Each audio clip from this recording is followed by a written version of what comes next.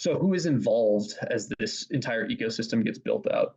On the right, I think you see a pretty good early version of the initial AI tech stack. I think this will probably evolve over time, but this was what I found to be the best and best visual of actually seeing kind of how it's laid out.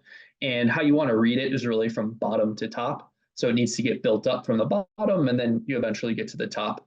And it's also another way of basically visualizing from slide 17, those different phases. So phase one would be at the bottom and phase four would be at the top.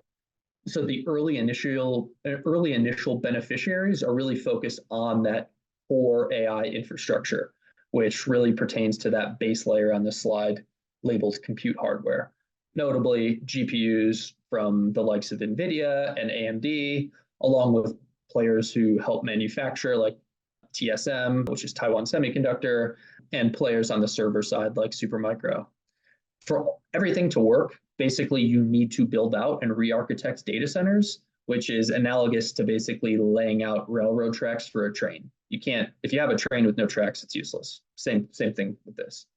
Phase 1A is primarily been on the training side.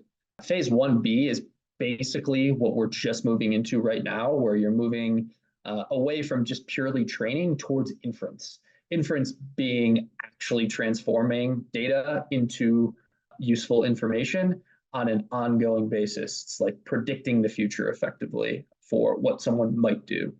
And what you see with this is a whole new host of potential beneficiaries, a lot of which stem around the networking optimization side.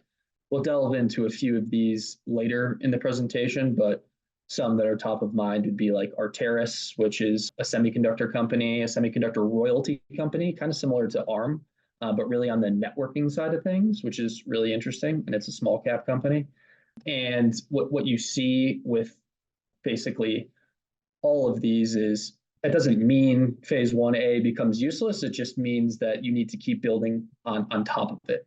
And the next phase progression from there, as you move up the stack, are the cloud platforms, Amazon, Microsoft, Google. They're both spenders and beneficiaries. So at this point, they're massive CapEx spenders. What they need to do from there is create products that are actually useful. And as we keep moving up through these different modeling layers, you see where OpenAI would fit in. They have really the base foundation models, which are massive models. I think most of those end up becoming really like a utility. That's Apple's view too, where they have OpenAI integrated into the smartphone, but they've left it open for Anthropic or others to also kind of come fill those gaps. I think OpenAI, obviously, they'd like to expand into an ecosystem with an app store. And so what they need to do is move both up and down the stack to control their own hardware, as well as have edge devices. Overall, this layer tends to dictate what type of compute layer you need. So if you need more training or inference and who you need within that. Again, then moving up, you basically have phases 3 and 4, which are digital and physical applications, AI agents like,